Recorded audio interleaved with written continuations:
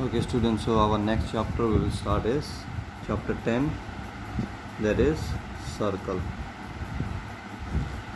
Okay, now about circle we have already studied in class 8 also, right? About radius, diameter, longest chord of circle is diameter, those things, minor segment, major segment, we have already come across with those words, right? So still we will try to revise all those things. Okay, your first chapter is all about your previous concept only. Okay, so whatever you have studied in the lower class, based on that only they have asked question in your first exercise. So you need to know all about circle. So basically what was circle? A circle was a collection of points, right? These are all points which are at a fixed distance. So this all points are at fixed distance from a fixed point. That fixed point is called, it has a special name called center, right? We have discussed these things in detail in class 8. So this fixed point is called center, and from this your collection of infinite points are at equal distance. When you arrange in that way, and this equal distance is called what? Radius. When you arrange this point in such a way, then this form a shape, right? That shape is called circle. Okay, this is collection of infinite points. There are points, all are points. Okay, so this is called circle. Now in circle you have studied about chord, right? So when you join two points on a circle, any 2 points on a circle, then it is said to be that line segment which joins 2 points on a circle, that line is called chord, right? So based on this we have studied that the longest chord is nothing but your diameter. Okay, diameter, the longest chord. The longest chord have a special name, that is your diameter, and your radius is always half of diameter, or you can say diameter is always twice of radius, right? This we have studied. Next what we have studied was segment. What was segment? Remember, your part of a circle, that is formed by arc and a chord. If you draw any chord here, then you see this chord divide this circle into 2 parts, right? And you see that this chord and this, what it is, this is called arc. This arc form a part of a circle, right? This part is called segment. So segment basically formed by chord and arc. Remember, chord and arc. Okay, so this is called minor. If it is smaller portion, then this is called minor segment. Okay, and the bigger one is called major segment. This is also segment. Why? You can see there is a chord as well as arc. So this part is enclosed by chord and arc. So this is also segment. So this is called major segment. Okay, so segment is formed by 2 things. What is that? Chord and arc. Okay, chord and arc. Don't mix up this concept with your sector. Okay, sector also we have studied. Remember, sector with what it used to form? It is formed by, this is formed by chord and arc, whereas sector formed by arc and radii.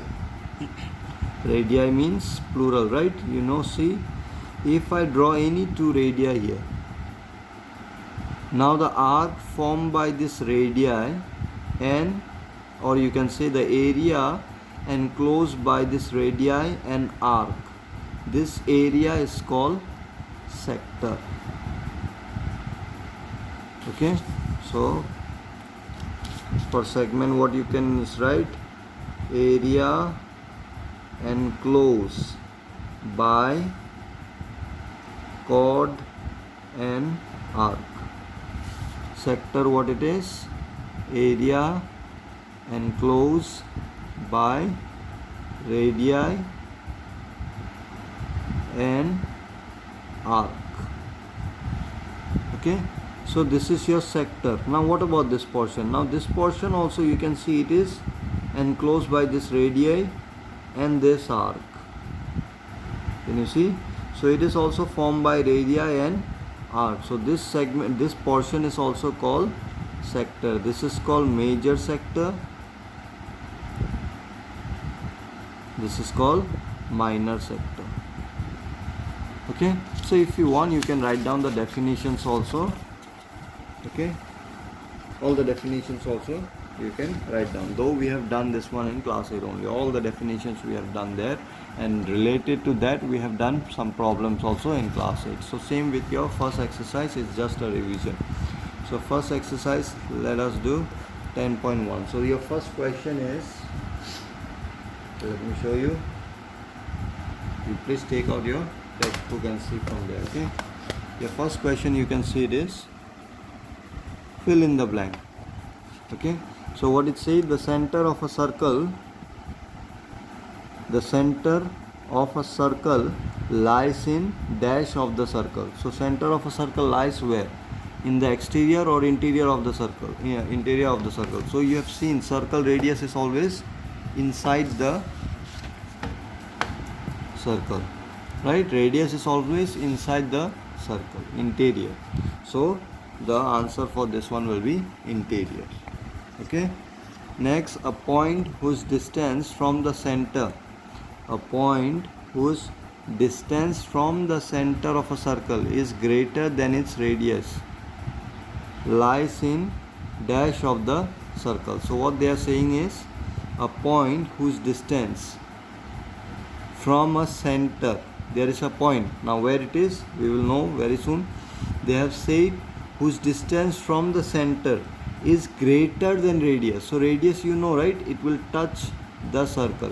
So they have said there is a point whose distance is greater than radius from the center. Greater than radius means what? It should be outside the circle, obviously, right? Because if it is inside, then it will be smaller than radius. Understood? So radius will be always a line from the center to the point on the circle. So this will be radius. So they have said there is a point whose distance from the center is more than radius. So if it is more than radius, obviously it will be outside the circle. So the answer for this one will be exterior. Okay, the point will be in the exterior. A point whose distance from the center of a circle is greater than its radius lies in exterior of the circle. Okay, the longest chord of circle is a diameter. You know that, right? So diameter is the answer. An arc is a dash when its end are the ends of diameter. The arc is dash when its ends are diameter. Very simple. This also we have studied. Remember, the arc is dash means this arc they are taking whose end point is end of diameter. So this is your diameter, suppose. So end of diameter is this one, right? So an arc is dash when its end means the end of this arc is the end of diameter. So what is this arc called? This is called semicircle. Half of the circle is, this is half of the circle, right? Diameter always divide the circle into two halves. So the halves of the circle is called semicircle. So this is called semi. Semi means half of circle. Okay, so your answer for question number 4 is semicircle, right? Next, number 5, segment of a circle. Segment of a circle, you know, right? Part of a circle. Segment of a circle is rejoin. Is a region. Okay, sorry. Between an arc, segment of a circle, we know it's a region. Okay, yes, it's a region between an arc and dash of the circle. Dash means what it will be? Chord, right? You know that segment is a region formed by arc and chord. So chord of the circle. So chord will be the answer for question number 5. Number 6, a circle divides the plane. A circle divides the plane on which it lies in dash parts. A circle divides the plane. So if you see there, circle divides the plane into how many parts? This is your circle, suppose. Okay, so this circle which is there in this plane, right? So this circle divides this plane into how many parts? So how many different parts you can have in this circle? So you can see the portion which is there inside, this is one part, right? Another part is outside part, right? And the another part is on the circles. This part is another part. Okay, so this circle divides this plane into how many parts? 3 parts. So when you draw a circle, suppose this is a plane. Okay, so when you draw this circle will divide this plane into 3 parts. What are the parts? Interior part, exterior part, and on the circle. So when you put point here, it will be exterior, outside, it will be interior, and it might be on the circle. So in 3 parts you can put the point. So this circle divides the plane into how many parts? 3 parts: interior, exterior, and on the circle. Okay, so 3 parts it will divide. So your answer will be 3 for that. Okay, so same way you try true and false for your question number 2, which is very simple. If you have understood all the definition well in class 8 only, you can easily answer this one. Okay.